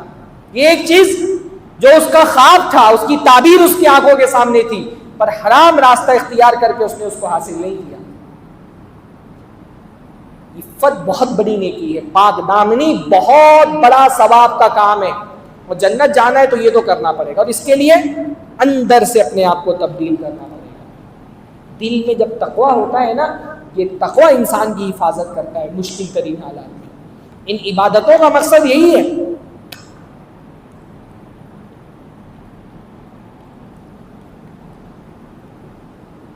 ان عبادتوں کا مقصد یہی ہے کہ دل میں یہ تقویٰ بیدار ہو، اللہ تعالیٰ کا خوف دل کے اندر پیدا ہو۔ جب دل میں اللہ تعالیٰ کا خوف ہوتا ہے تو بندہ یہ یاد رکھتا ہے لذت ختم ہو جائے گی پر عذاب باقی رہے گا، اور عذاب بہت شدید ہے۔ بدکاری کا عذاب بہت شدید ہے۔ لذت تھوڑے دیر کی ہے، لطف تھوڑے دیر کا ہے، عذاب بہت شدید ہے۔ اللہ کے رسول صلی اللہ علیہ وسلم نے دیکھا ایک تندور میں عورتوں اور مردوں کو ننگا جلایا جا رہا ہے، آگ بھڑک رہی ہے۔ رسول صلی اللہ علیہ وسلم نے پوچھا یہ کون ہے؟ نبی ہم کو بتایا گیا یہ آپ کی امت کے زنا کرنے والے مرد اور عورتیں ہیں جن کو تندور میں جلا کر کے آگ دیا جا رہا ہے۔ لذت ختم ہو جاتی ہے، گناہ باقی رہتا ہے، عذاب باقی۔ اس لیے انسان اپنی آخرت کو بچانے کے لیے کرنا پڑے گا۔ نفس کے تقاضے ہیں، شدید تقاضے ہیں، لیکن نفس کو اگر اس کے تقاضے پورے کرنے دیے جائیں گے تو یہ نفس انسان کو جہنم میں لے کر کے جائے گی۔ اللہ کے نبی نے فرمایا حفت النار بالشہوات، انسان کو کی شہوتوں سے جہنم کو گھیر دیا گیا ہے۔ جو ہمارے ڈیزائرز ہیں نا، جو ان ڈیزائرز کے پیچھے بھاگے گا، یہ ڈیزائرز اس کو کہاں لے کر کے جائیں گے؟ جہنم میں لے کر کے جائیں گے۔ ڈیزائرز ہیں دنیا میں، کرنا کیا ہے ہم کو؟ یہی تو کرنا ہے، ان ڈیزائرز کو کنٹرول کرنا ہے، ان کو قابو میں رکھنا ہے۔ فَأَمَّا مَنْ خَافَ مَقَامَ رَبِّهِ وَنَهَى النَّفْسَ عَنِ الْهَوَىٰ فَإِنَّ الْجَنَّةَ هِيَ الْمَأْوَىٰ، جو اللہ کے سامنے کھڑا ہونے سے ڈرتا رہا اور اپنی نفس کو خواہشات سے روک لے گیا وہی جنت میں جائے گا۔ خواہشات تو ہے ہمارا دین، تو بلکہ الحمدللہ ہمارا دین میں تو یہ گنجائش ہے، ہمارا دین ہم سے خواہش مارنے کے لیے نہیں کہتا ہے، خواہش کو کنٹرول کرنے کے لیے کہتا ہے۔ اور سارے دین تو کہتے ہیں بھائی خواہشوں کو مار دو، چاہتوں کو قربان کر دو، جنت جانا ہے تو دنیا میں اپنی خواہشوں کو قربان کر دو۔ اللہ تعالیٰ نے ہر انسان کے اندر سیکشول ڈیزائرز رکھے، دنیا کے لوگ کہتے ہیں ان ڈیزائرز کو ختم کر دو اگر جنت جانا ہے، کامیاب ہونا ہے، موکش کی پراپتی کے لیے۔ ہمارا دین الحمدللہ ہم سے یہ نہیں کہتا خواہشوں کو ختم کر دو، ہمارا دین کیا کہتا ہے؟ خواہشوں کو کنٹرول کرو۔ بھائی میں نوجوانوں کو خاص طور پہ کہہ رہا ہوں، جس مرحلے میں آپ کو یہ لگے کہ میں اپنے آپ کو زنا سے نہیں بچا سکوں گا، نکاح کر لو۔ ابا نہیں تیار ہوئے تو بھی کر لو۔ لڑکوں کو شادی کرنے کے لیے ابا کا رضامند ہونا ضروری نہیں ہے۔ یہ بہت بڑا ہمارے یہاں مسئلہ ہے نا، لڑکوں کا پرابلم ماں باپ سمجھ ہی نہیں رہے۔ ماں باپ نے ایک الگ معیار قائم کیا ہوا ہے، گریجویشن کرو، 10 کرو، 12 کرو، اپنا گھر خرید لو، کاروبار شروع کرو، پھر تمہارا نکاح کرائیں گے، اپنے پیروں پہ کھڑا ہو جاؤ پھر تمہارا نکاح کرائیں گے۔ ارے اس بیچارے کو پیروں پہ کھڑا کرتے کرتے اس عمر میں پہنچا دیتے ہیں جہاں اس کے گھٹنے میں درد شروع ہو جاتا ہے۔ شادی کراؤ اس کی، وہ بھوکا رہے گا، کھانا نہیں کھائے گا تو آپ سوچتے ہیں ارے میرا بیٹا بھوکا ہے، کھانا فراہم کرو اس کے لیے۔ پیاسا ہے تو آپ کو تکلیف ہے، جیسے کھانا پانی اس کی ضرورت ہے، بلوغت کے بعد شادی بھی اس کی ضرورت ہے۔ ٹھیک ہے بھائی، 19 سال 20 سال 22 سال 30 سال کے لڑکے اور شادیاں نہیں کرا رہے ماں باپ، تو فتنہ ہی ہوگا نا، یہ زنا کیوں عام ہو رہا ہے؟ اور لڑکے تو لڑکے، اب لڑکیوں کو بھی اٹھا کے رکھے ہوئے ہیں، 25 30 سال کی لڑکیاں، شادی ہی نہیں ہو رہی ہے۔ رسول اللہ نے فرمایا اذا خطب الیکم من ترضون دینہ وخلقہ فزوجوہ، جب تمہارے پاس ایسے لڑکے اور لڑکیوں کے ایسے لڑکوں کے رشتے آئے جن کے دین اور اخلاق سے تم راضی ہو، اپنی بچیوں کی شادی کراؤ. وَإِلَّا تَفْعَلُوا، اور اگر ایسا نہیں کرو گے تو کیا ہوگا؟ تَكُنْ فِي الْأَرْضِ فِتْنَةٌ، زمین پر فتنہ پھیلے گا، وَفَسَادٌ عَرِيضٌ، اور بہت بڑا فساد پھیلے گا. یہ معاشرے میں جو فساد عام ہے اس کی سب سے بڑی وجہ تو یہی. انسان کا ذہن بنانے کے بعد نکاح کا نظام بھی اللہ تعالیٰ نے بنایا ہے. معاشرے میں دونوں پرابلم ہے، نہ ذہن بنایا جا رہا ہے تقوی والا، نہ نکاح کا نظام درست کیا جا رہا ہے. پہلے ذہن، اچھا ذہن میں صرف یہ نہیں کہا کہ تقوی لوگوں کے دلوں میں ڈالا جائے، تقوی کے ساتھ ساتھ معاشرے کو بے حیائی سے بچانے کے لیے ایک ذہن سازی یہ بھی کی گئی کہ لوگوں کے، مردوں کے دلوں میں غیرت پیدا کی گئی ہے. پانی میں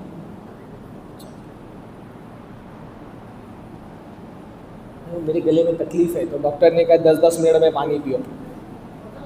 بارک اللہ.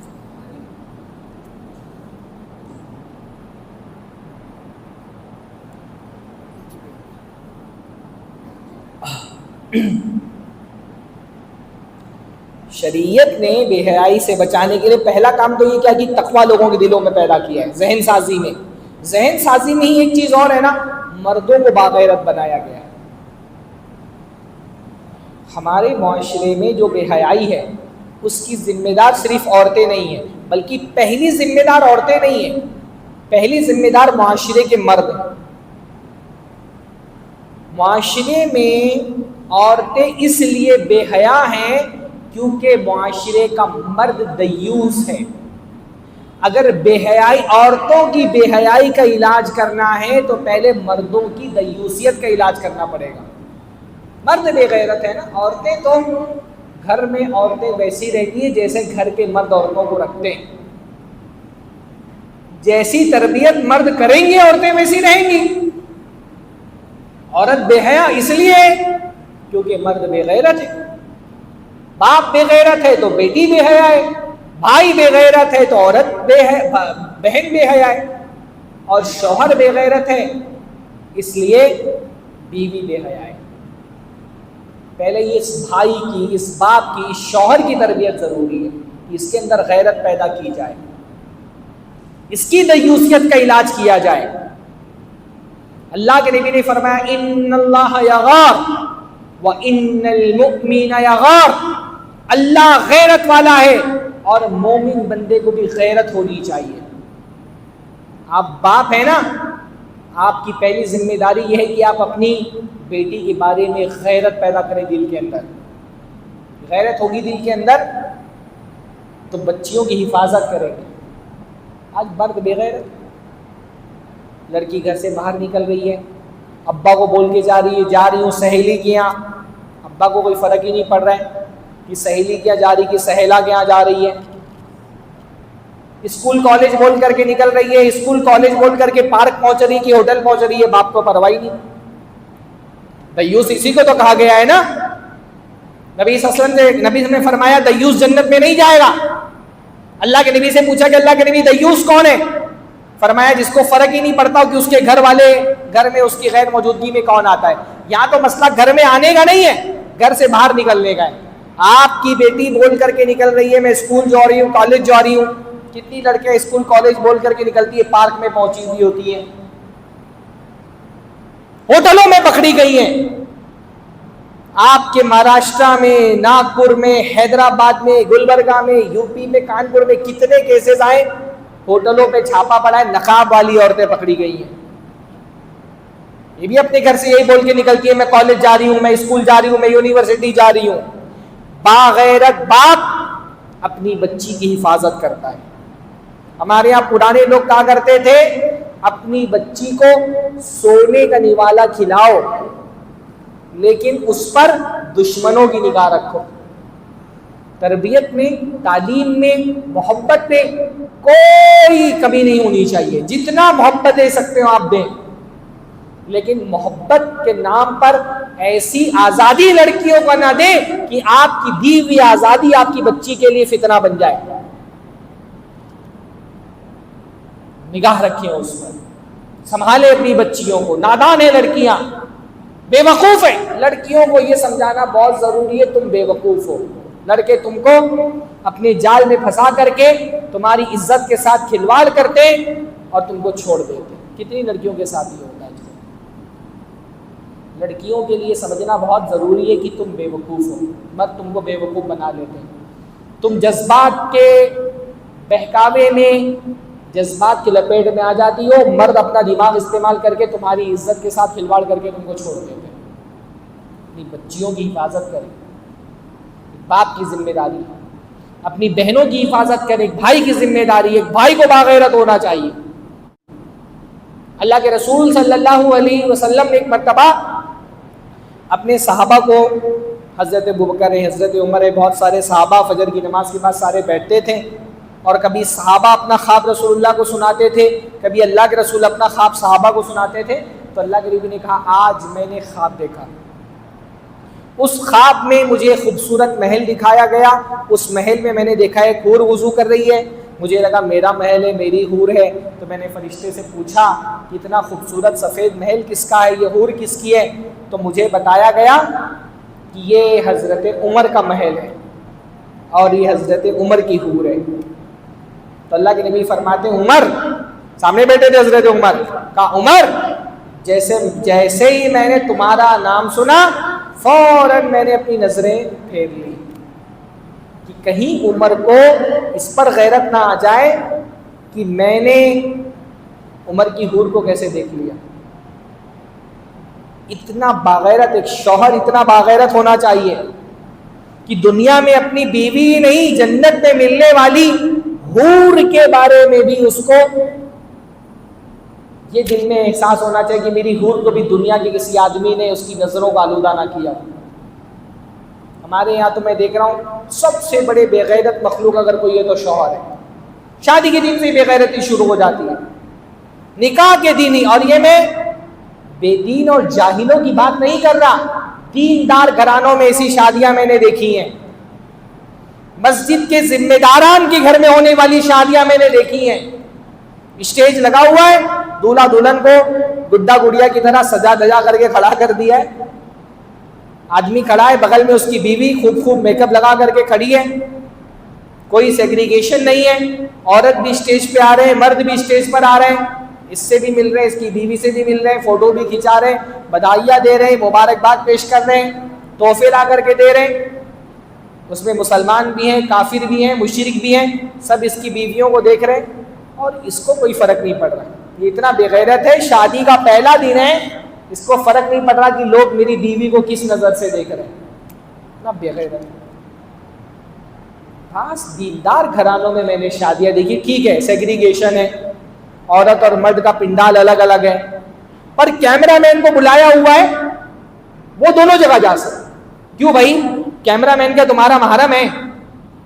ہاں, کیمرہ مین اپنی پوری ٹیم کے ساتھ مردوں کے بھی پنڈال میں جا رہا ہے, عورتوں کے پنڈال میں بھی جا رہا ہے, مرد کی دولہے کی بھی فوٹو لے رہا ہے, دلہن کی بھی فوٹو لے رہا ہے. یہ اینگل سے فوٹو کھچاؤ, یہ اینگل سے فوٹو کھچاؤ, لیٹا کے بٹھا کے, کتنے اینگل سے کیمرہ مین فوٹو لیتے ہیں. ابھی میں نے ایک فوٹو شیٹ کی ویڈیو چل رہی تھی فیس بک پہ پاکستان کی, اس میں دیکھا دلہن کو لٹا کر کے, اور اس کا کیا وہ شرارہ ورارہ ہوتا ہے, وہ پھیلا کے لٹا کے اوپر سے فوٹو لے. ہاں, جتنے اینگل سے کیمرہ مین دیکھ لیتا ہے دلہن کو, اتنے اینگل سے شاید شوہر بھی پوری زندگی نہ دیکھتا. اور یہ اس کا بے غیرت شوہر, پہلا دن ہے اس کے نکاح کا, اس کو کوئی فرق نہیں پڑ رہا ہے. ایسا بے غیرت ہونا چاہیے شوہر کو. یہ آج کل کے لڑکوں کا دماغ خراب ہے. ان کو بھائی آدمی کوئی قیمتی گھڑی لے لیتا ہے تو شو آف کرتا ہے, دکھاتا ہے بھاری گھڑی دی ہے. کوئی قیمتی موبائل لیتا ہے تو دکھاتا ہے دیکھو اتنا بھاری موبائل لیا ہوا ہے ایپل کا, 300 350 کی بائک لیا ہے. بائک اور کار تو ہے ہی شو آف کے لیے, ضرورت سے زیادہ شو آف مقصد ہے. چیزیں شو آف کرتے کرتے اب مزاج یہ بن گیا ہے کہ لڑکے لوگ بیویوں کا بھی شو آف کرنے لگے. لڑکوں نے سمجھا بیویاں بھی شو آف کا ذریعہ ہے, تو بیوی کو بھی خوبصورت سجا دجا کر کے اور ہاتھ پکڑ کے گھر سے لے کر کے نکل رہے ہیں. لوگ دیکھیں بھائی کتنا خوبصورت بیوی ملی اس کو. ہاں, ہنی مون منانے گیا ہے، فوٹو لے لے کر کے ڈال رہا ہے انسٹاگرام پہ، فیس بک پہ بیوی کے ساتھ. لڑکوں کو لگتا ہے کہ بھائی مجھ کو جو مل گیا وہ کسی کو نہیں ملا. بھائی سب کو ملتا ہے، کسی کسی کو الحمدللہ 2-3 بھی ملتے ہیں. ہاں بیویاں کوئی شو آف کا ذریعہ ہیں. میں دیکھا بہت دیندار گھرانے کے لڑکوں کی میں بات کر رہا ہوں، بعض مرتبہ مجھے بھی اسٹیٹس دکھ جاتا ہے نقاب میں فوٹو ڈال رہے بیوی کے ساتھ. ہاں کچھ نہیں دکھا پا رہے تو ہاتھ میں ہاتھ ڈال کر کے اور فوٹو لے کر کے ڈال رہے ہیں اسٹیٹس پہ، ڈی پی پہ لگایا ہوا ہے. کیا ہے؟ بیوی کا ہاتھ پکڑا ہوا ہے. بھائی تم کیوں چاہتے ہو تمہاری بیوی کا ہاتھ بھی کوئی دیکھے؟ کیوں چاہتے ہو؟ تمہاری بیوی خود انجوائے کرو نا، دوسروں کو کیوں انجوائے کروا رہے ہو؟ دوسروں کو کیوں انجوائے کروا رہے ہو؟ ناخن بھی کیوں دیکھے تمہاری بیوی کا کوئی؟ ارے بے غیرتی ہے. جب تک مردوں کی بے غیرتی کا علاج نہیں ہوگا عورتوں سے بے حیائی ختم نہیں ہو سکتی. پہلے مردوں کی بے غیرتی کا علاج کرنا پڑے گا، پھر عورتوں کو سمجھانا پڑے گا. عورت تو بھائی مسلمان عورت تو اتنی با حیا ہوتی ہے نا. ایک واقعہ سی بتاتا ہوں، میرے پاس ٹائم نہیں. کتنا ٹائم ہے؟ 9:15 تک. 9:15 تک کر سکتا ہوں تقریر، 9:45 تک تقریر کر سکتا ہوں نا. ٹھیک ہے، پھر سوال جواب ہے. حضرت فاطمہ دیکھیں ایک مسلمان عورت کو کتنا باحیا ہونا چاہیے. حضرت فاطمہ نے ایک مرتبہ حضرت اسماء بنت ابی بکر سے کہا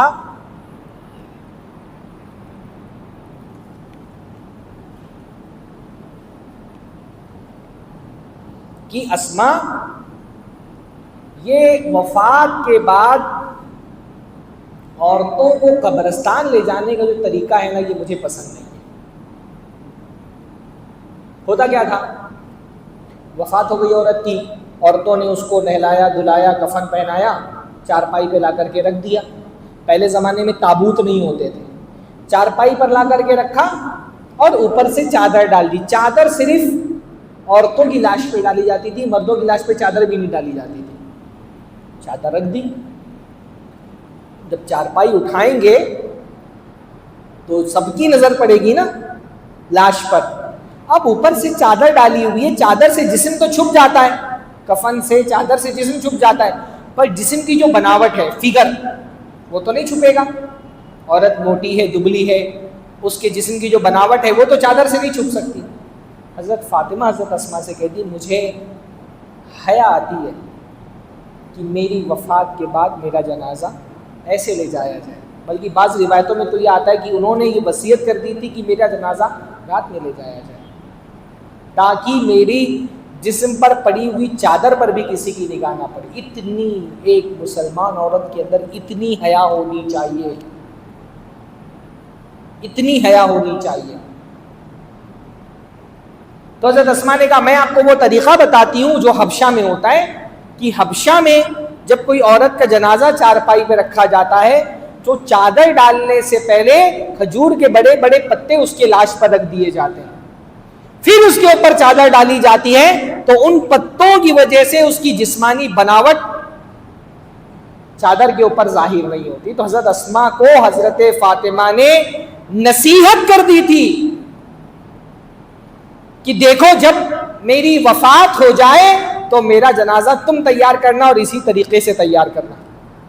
حضرت اسماء فاطمہ نے ان کی نصیحت کے مطابق ان کا جنازہ تیار کیا. بلکہ بعض روایتوں میں آتا ہے کہ حضرت عائشہ جب وہ جنازہ تیار کرنے کے لیے آئی حضرت فاطمہ کا، تو حضرت اسماء نے روک دیا. تو انہوں نے جا کر کے حضرت ابوبکر سے شکایت کی، تو حضرت ابوبکر کو حضرت اسماء نے پورا واقعہ بیان کیا. یہ جو شیعہ کہتے ہیں کہ حضرت ابوبکر جنازے میں موجود نہیں، تو جھوٹی بات ہے. حضرت فاطمہ کے جنازے میں ہی نہیں تھے حضرت ابوبکر، جھوٹ بولتے ہیں. اتنا اپنے کفن کے بارے میں بھی یہ ڈر ہے کہ میرے کفن کے اوپر سے بھی کوئی میرے جسم کی بناوٹ نہ دیکھ سکے. اور ہماری عورتیں جو نقاب پہن رہی ہیں، وہ مسلمان عورت اپنی کفن کے بارے میں بھی ڈری ہوئی ہوتی ہے کہ میری کفن کے اوپر سے بھی میرا جسم نمایاں نہ ہو. اور ہمارے یہاں جیسا نقاب پہن رہی ہیں عورتیں، جسم نمایاں ہونا یہ تو جسم کو اور خوبصورت کر دے گا. جو نقاب عورتیں پہن رہی ہیں، یہ حجاب ہے، یہ پردہ ہے. کالے برقوں کو بھی ایک فتنہ تازہ کہیے، اس کو پردہ نہیں پردے کا جنازہ کہیے. یہ پردے کے نام پہ جو نقاب پہن رہی عورتیں نا، یہ پردہ نہیں ہے، یہ پردے کا جنازہ ہے. نقاب حجاب کوئی یونیفارم نہیں ہے بس ایک کالا کپڑا ڈال لو ہو گیا. بھئی حجاب کا مقصد ہے وَلَا يُبْدِينَ زِينَتَهُنَّ کہ عورتیں اپنی زینت کا اظہار نہ کریں. یہ اصل نقاب کا مقصد ہے. ہمارے یہاں تو نقاب پہن کر کے زینت اور بڑھ جا رہی ہے عورتوں کی. بدصورت عورت خوبصورت ہو جا رہی ہے، بوڑھی عورتیں جوان ہو جا رہی ہیں نقاب پہن. ہاں وہ شگوفہ ایک حیدرآباد سے آپ کی میگزین نکلتی تھی، اس میں ایک شاعر نے ایک نظم کہی. نظم تو ویسے مطلب خیالی نظم ہے، لیکن ایک بڑا کٹاکش ہے. ہمارے یہاں جس طرح کا نقاب پہنا جاتا ہے نا، اس پہ خوبصورت طنز ہے. اس نے ایک خیالی نظم بتائی کہ بھائی پورا نظم کا خلاصہ یہ کہ وہ شاعر کہہ رہا ہے کہ میں بازار گیا اور وہاں میں نے ایک خاتون کو دیکھا، نقاب میں تھی، میرا دل ان پر فریفتہ ہو گیا اور میں اس عورت کا پیچھا کرنے لگا. پیچھا کرتے کرتے بہت دور تک کے گیا. کچھ دور جانے کے بعد اس عورت کو احساس ہوا کہ کوئی مرد میرا پیچھا کر رہا ہے، تو اس نے مڑ کر کے مجھے دیکھا اور اپنے چہرے سے نقاب اٹھایا. شاعر کہتا ہے رخ سے اٹھا نقاب تو واللہ ڈر گئے. ہاں ایسے ڈرے کہ خوف سے بے ہوش پڑ گئے. آیا جو ہوش سامنے پیرانہ سال تھی. پیرانہ سال یعنی بوڑھی عورت. پیر کس کو کہتے ہیں؟ بوڑھے. کہا آیا جو ہوش سامنے پیرانہ سال تھی، لیکن زباں کے زور میں وہ با کمال تھی. بولی کہ چھیڑا کیوں مجھے، کیوں رو کے راستے، اپنے ہی واسطے یا پھر ابا کے واسطے. ہاں یہ ایک طنز ہے ہمارے معاشرے میں. جس طرح کا نقاب پہنا جا رہا ہے نا، اس پر ایک طنز ہے. نقاب عبادت ہے اللہ کی. جیسے نماز عبادت ہے، ویسے ایک مسلمان عورت کے لیے نقاب ایک عبادت ہے. اور عبادت کے لیے شرط کیا ہے؟ جیسے عبادت بغیر جیسے نماز پڑھنا ہے، آپ بغیر وضو کے نماز پڑھے نماز ہوگی نہیں نا. ویسے نقاب کے لیے شرط کیا ہے کہ وہ فی نفسی ہی زینت نہیں ہونا چاہیے. یہ یہاں سے کٹا ہوا ہے، یہاں سے کٹا ہوا ہے، سینے پہ جاری لگی ہوئی ہے، 10 طرح کی ایمبرائڈری کی ہوئی ہے. یہ آج کل لڑکیوں کو میں دیکھ رہا ہوں نوز پیس لگا کے رکھا ہے، یہاں پہ ماشاءاللہ لکھا ہوا ہے. یہ کیا ہے بھائی؟ نوز پیس میں ماشاءاللہ مجھے تو یہ بدعت لگتی ہے. مطلب آپ کیوں لکھتی ہیں ماشاءاللہ یہاں پہ کہ لوگ آپ کو دیکھ کر کے بولے ماشاءاللہ؟ یہ کیا طریقہ ہے؟ نوز پیس میں ماشاءاللہ لکھنے کی کیا ضرورت ہے؟ یہ تو ایک طرح کا تمیمہ مجھ کو لگتا ہے، تعویذ ایک طرح کی. نوز پیس پہ ماشاءاللہ لکھ، سادہ سودہ نقاب، ڈیسنٹ ہونا چاہیے. کپڑے ٹھیک ٹھاک مناسب ہو، ڈیسنٹ لباس ہو. یہ نہیں کہ مطلب بھکاریوں کی طرح پہن لو، کوئی سمجھے کہ بھکاری عورت ہے، مسجد سے باہر نکل تو کوئی 10 روپے دے دے. ڈیسنٹ لباس ہونا چاہیے، لیکن اس پہ کوئی زینت نہیں ہونی چاہیے. بالکل ڈھیلا ڈھالا، زینت کو چھپانے والا لباس ہونا چاہیے. تو عورتوں کو بھی باحیا بنایا گیا. یہ پہلا ذہنی نظام، لوگوں کا ذہن تبدیل کرنا، تقوی لوگوں کے اندر پیدا کرنا، حیا پیدا کرنا، لوگوں کے اندر غیرت پیدا کرنا. پھر اس کے بعد ایک پورا سوشل سسٹم نظام بنایا اللہ تعالیٰ نے. اور نظام میں سب سے پہلے یہ نکاح آسان کرو. معاشرے میں اگر زنا کو ختم کرنا ہے، نکاح کو آسان کرو.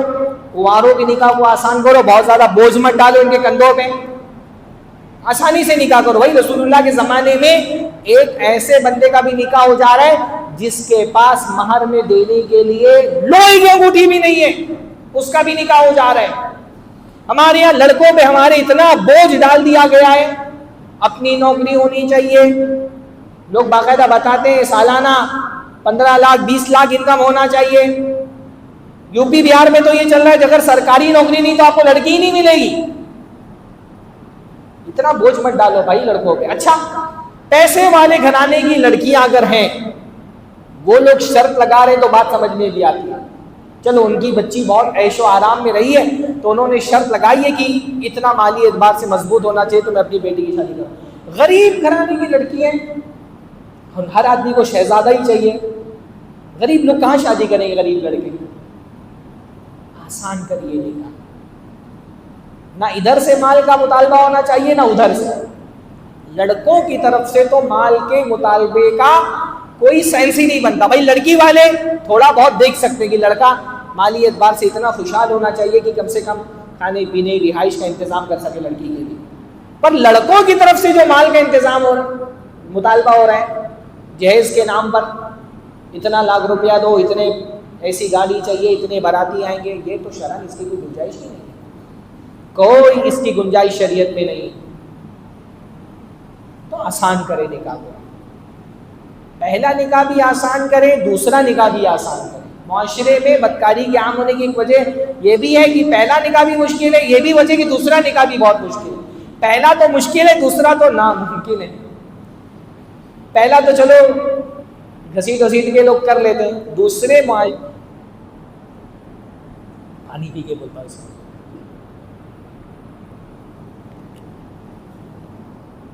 دوسرا نکاح تو ہم نے حرام ہی کیا ہوا ہے معاشرے کے اندر. دوسرا نکاح تو معاشرے میں حرام ہی ہو گیا. جو چیز اللہ نے حلال کی ہے اس کو بندے حرام نہیں کر سکتے. ہر آدمی دوسرا نکاح نہیں کرتا ہے. جیسے ہر آدمی کی کھانے کی کیپیسٹی ہوتی ہے, کوئی کم کھاتا ہے کوئی زیادہ کھاتا ہے, ویسے نکاح کے معاملے میں بھی کسی مرد کی اگر ضرورت ہے اور ضرورت ہو سکتی تبھی تو شریعت نے حلال کیا ہے. شریعت کسی گندی چیز کو تو حلال نہیں کرے گی نا. تو شریعت نے حلال کیا, اس کا مطلب ہو سکتا ہے معاشرے میں دو چار لوگ ایسے ہو جن کی ضرورت ہو سکتی ہے دوسرا نکاح. اگر کسی کی ضرورت ہے اور وہ اپنی ضرورت کو حلال طریقے سے پورا کر رہا ہے, معاشرے کو یہ اجازت نہیں کہ اس پر ملامت کرے. اللہ نے فرمایا والذین هم لفروجہم حافظون, جو لوگ اپنے شرمگاہوں کی حفاظت کرتے اور صرف حلال طریقے سے اپنی ضرورت پوری کرتے, فإنہم غیر ملومین, ان پر کسی طرح کی ملامت کا کسی کو حق نہیں ہے. بلکہ یہ سسٹم اللہ تعالیٰ نے عورتوں کے خیر کے لیے ہی رکھا ہے. معاشرے میں کم سے کم اتنے مرد دوسری شادی کرنے والے ہونے چاہیے کہ کوئی عورت معاشرے کے اندر بغیر نکاح کے نہ رہ جائے. دوسری شادی کا اصل مقصد یہ نہیں کہ مرد دو شادیاں کر لے. دوسری شادی کا اصل مقصد یہ کہ ہر عورت کو ایک شوہر مل جائے. اور اگر ہر مرد ایک شادی کرے گا تو معاشرے میں بہت ساری عورتوں کو شوہر ہی نہیں ملے گا, کیونکہ ہر معاشرے میں عورتوں کی تناسب, ان کی آبادی کی تعداد مردوں سے زیادہ ہوتی ہے.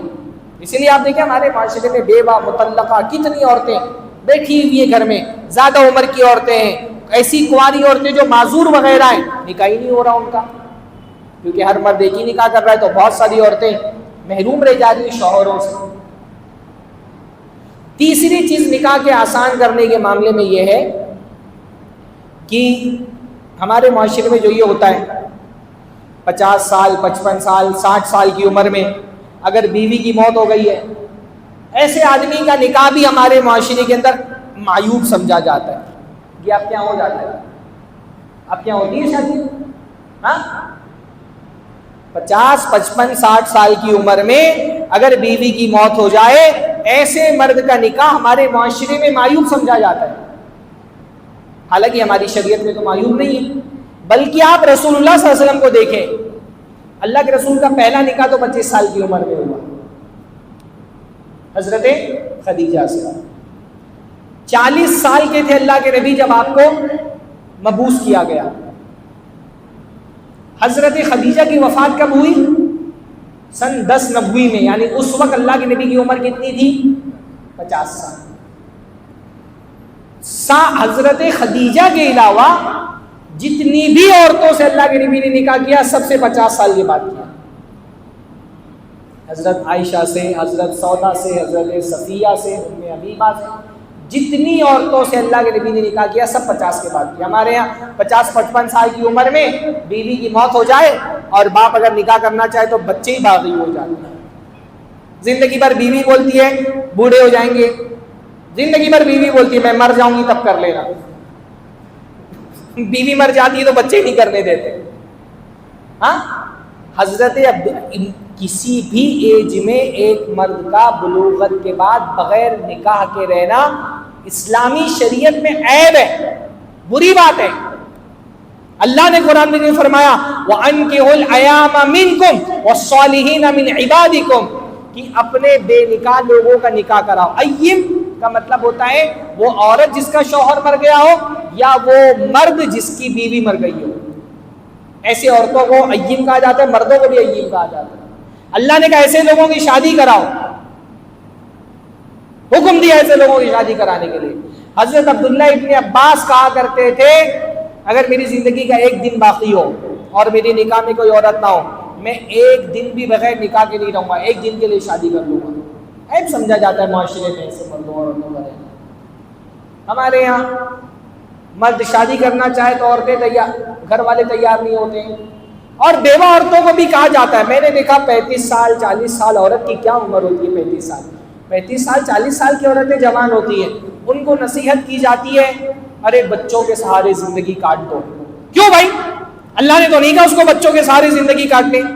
اللہ تو فرما رہا ہے انکحوا الایام منکم, تمہاری بیوہ عورتوں کا نکاح کراؤ, مطلقہ عورتوں کا نکاح کراؤ, مختلف عورتوں کا نکاح کراؤ. یہ جاہل لوگ بولتے ہیں بچوں کے سہارے زندگی کاٹ دو. وہ ایک پاکستان کا جو جاہل مفتی ہے, کیا نام ہے اس کا, طارق جمیل, اس کو دیکھا پتہ نہیں کون سی حدیث گڑھ کر کے لا رہے ہیں کہ اگر کوئی عورت بیوہ ہونے کے بعد شادی نہ کرے تو اس کا یہ ثواب ہے.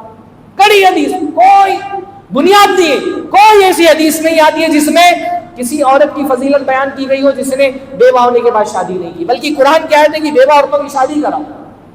پتہ نہیں کہاں سے گھر کے حدیث لے کے آ جاتا ہے یہ بندہ. قرآن کی سری آیت ہے انکحوا الایام منکم.